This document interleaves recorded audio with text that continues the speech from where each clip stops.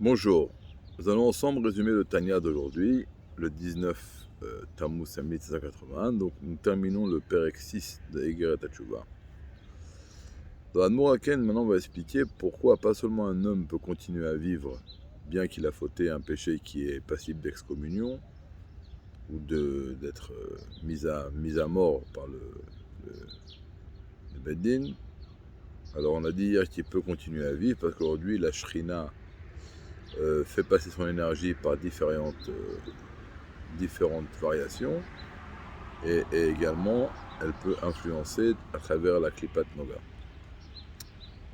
Aujourd'hui l'Admoraken va aller plus haut. Il va dire qu'il faut comprendre une chose. Lorsqu'on lui fait un péché, même karet, et qu'on dit qu'il est séparé de Dieu, alors si on est séparé de Dieu, c'est fini, on n'a plus aucun rapport avec Kadosh Baruch Hu, donc on pourrait faire a priori ce qu'on veut. Alors ça, l'Admoraken, il dit non. C'est pour ça qu'aujourd'hui, il dit que, quand il parle de cette fameuse corde, il ne dit pas comme dans le Pérec 45 du Tanya que la tête de la corde est en haut et l'extrémité de la corde est en bas. Il dit là, aujourd'hui, il dit une nouvelle formule. La corde, la tête de la corde est en haut, il y a une autre tête de la corde qui est en bas. C'est quoi la tête? C'est quelque chose qui influence le corps. Par ça, l'Admoraken veut donner une chose extraordinaire. Même quand un juif, il faute des péchés très graves, et qu'on dit qu'il se sépare complètement d'Hachem, il n'est pas complètement séparé. Il y a toujours un lien. Et donc, lorsqu'un juif fait un péché, puisque la corde est attachée à son âme, quand un juif plonge dans les choses qui sont négatives, c'est des actes négatifs, donc il rentre dans le domaine de l'impureté, etc., etc., il fait descendre avec lui la Shrina. Et là, les forces du mal reçoivent des forces extraordinaires. Et compte tenu de ces forces extraordinaires que les forces du mal reçoivent, elles sont très intéressées que le juif continue à fauter. Alors qu'est-ce qu'elles font?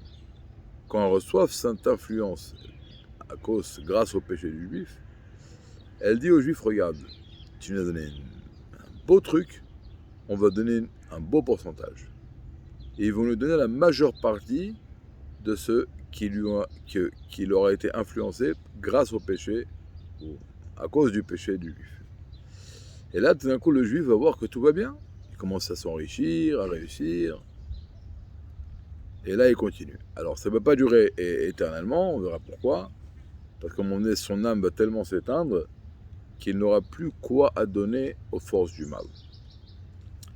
Maintenant, s'il en est ainsi, alors ça aurait dû être que tous les Rechaïm sont très riches.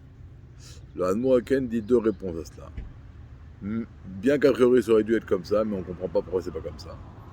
Pas tout est compréhensible. Deuxièmement, il dit, aujourd'hui il n'y a pas des vrais Rechaïm. Donc, comme on n'est pas des vrais Rechaïm, alors la Klippa, elle ne prend pas vraiment beaucoup de force de nous.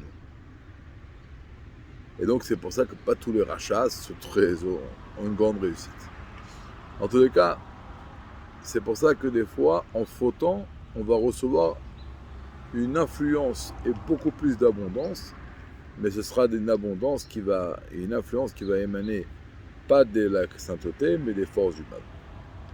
Parce qu'on a fait descendre la Shrina, on a déconnecté le dernier E du nom de Dieu, du nom Yud Kevavke, on a déconnecté le E qui descend dans la clipote, et là, à ce moment-là, lorsque nous allons faire Tchouva, nous allons recoller le E au nom de Yud Kevav, c'est ce qu'on appelle Tchouva Tata. Donc il faut se rappeler qu'à chaque fois qu'on fait un péché, on donne beaucoup d'énergie aux forces du mal.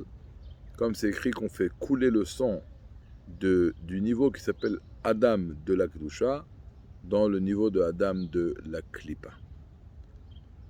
Donc nous continuerons demain, Bédrat Hashem, et une bonne journée.